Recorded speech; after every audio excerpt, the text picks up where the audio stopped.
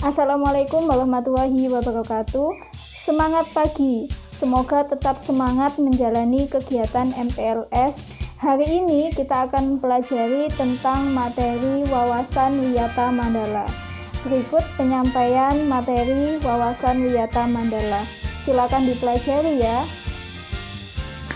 Kami ucapkan selamat datang peserta didik baru tahun ajar 2020-2021 di SMA Negeri 3 Lumajang. SMA Negeri 3 Lumajang mempunyai slogan jujur, disiplin, berprestasi. Kita akan mempelajari materi masa pengenalan lingkungan sekolah tentang wawasan Wiyata Mandala tahun 2020. Pertama-tama kita harus paham definisinya dulu. Apa itu wawasan Wiyata Mandala? Ini berarti terdiri dari 3 kata. Yang pertama wawasan, yang kedua wiyata, yang ketiga mandala. Yang pertama, wawasan ini berarti cara meninjau, cara memandang, cara melihat, cara tanggapan indrawi terhadap sesuatu lingkungan. Yang kedua, wiyata berarti pendidikan. Yang ketiga, mandala berarti lingkaran, bundaran, bulatan, atau lingkungan. Wawasan Wiyata Mandala adalah cara memandang sekolah sebagai lingkungan pendidikan dan pembelajaran. Sebab sekolah sebagai lingkungan pendidikan dan pembelajaran, maka sekolah mengemban misi pendidikan. Oleh karena itu, sekolah tidak boleh digunakan untuk tujuan-tujuan lain di luar bidang pendidikan. Sekolah harus benar-benar menjadi ciri khas masyarakat belajar di dalamnya. Sekolah terus-menerus menggali, mengenal, memahami, menyadari, menguasai, menghayati, dan menyampaikan nilai-nilai positif yang ada pada sekolah. Sekolah menjadi suri tauladan masyarakat sekitarnya karena misi pendidikannya itu. Cara mewujudkan wawasan Wiyata Mandala adalah ada 5 komponen penting di dalamnya. Yang pertama adalah peran kepala sekolah, kedua peran guru, ketiga peran sivitas akademika, keempat peran peserta didik, yang kelima peran masyarakat sekitar. Yang pertama peran kepala sekolah. Yang pertama adalah berwenang dan bertanggung jawab penuh terhadap penyelenggaraan pendidikan di lingkungan sekolah. Kedua, kepala sekolah dihormati dan berwibawa, artinya siapapun yang berkepentingan dengan sekolah harus melalui kepala sekolah. Ketiga, semua aparat sekolah tidak boleh bertindak sendiri-sendiri melainkan seizin kepala sekolah. Keempat, kepala sekolah melaksanakan program-program yang telah disusun bersama komite sekolah. Kelima, menyelenggarakan musyawarah sekolah yang melibatkan pendidik, OSIS, komite sekolah, orang tua atau wali, dan pihak keamanan setempat. Keenam, menertibkan lingkungan sekolah baik yang berbentuk sarana maupun peraturan atau tata tertib. Ketujuh, mengadakan rapat koordinasi yang bersifat insidentil intern antara guru, wali murid maupun siswa. Kedelapan, menyelenggarakan kegiatan yang dapat menunjang kegiatan sekolah seperti PKS, pramuka, PMR, paskibraka, kesenian, dan lain-lain.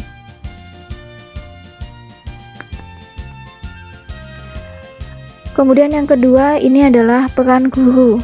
Yang pertama adalah menjunjung tinggi martabat dan citranya, baik sikap dan tingkah lakunya, menjadi tauladan di masyarakat atau pamong.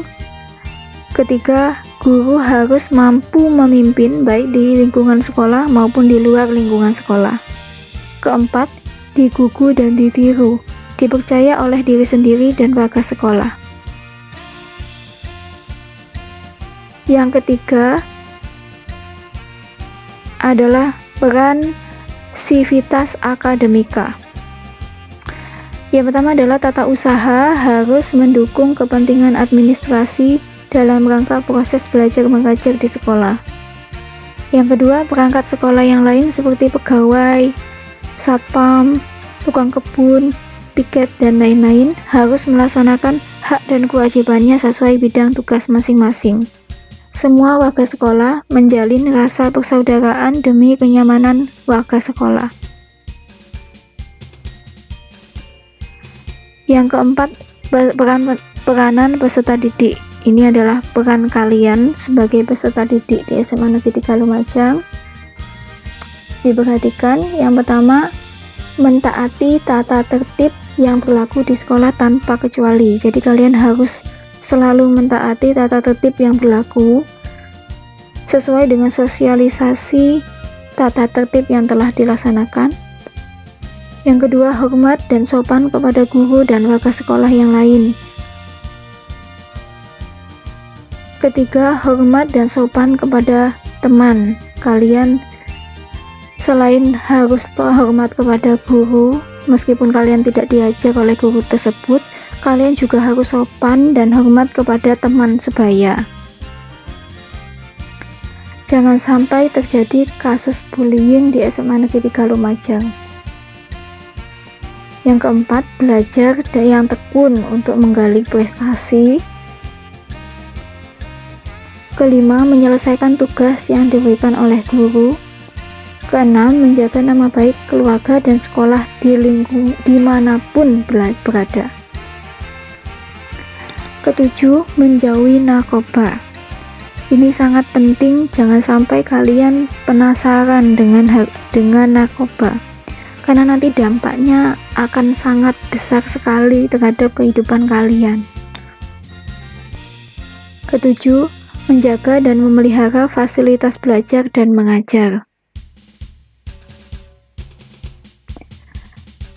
Yang selanjutnya, menjaga keamanan sekolah, melaporkan peristiwa negatif yang terjadi di sekolah kepada OSIS, guru, wakil kepala sekolah, BK atau kepala sekolah.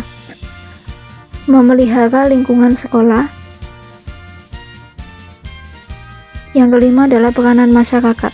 Yang pertama, mendukung program dan kebijakan sekolah dalam pemajuan PBM atau proses belajar mengajar. Memberi saran dalam pemajuan proses belajar dan mengajar, ikut menjaga keamanan sekolah. Mengadakan kerjasama dengan pihak sekolah melalui komite sekolah. Sekolah sebagai kawasan wisata Mandala harus mengikuti 7K. Yang pertama adalah keamanan atau kenyamanan. Jadi sehingga kalian nyaman dan merasa aman ada di sekolah. Yang kedua, menjaga kekeluargaan. Ketiga, kedisiplinan. Jadi kalian harus disiplin jika berada di sekolah maupun di luar. Keempat, kerindangan. Kelima, kebersihan. Jadi kalian harus tetap menjaga kebersihan sekolah. Keenam, keindahan. Ketujuh, ketertiban.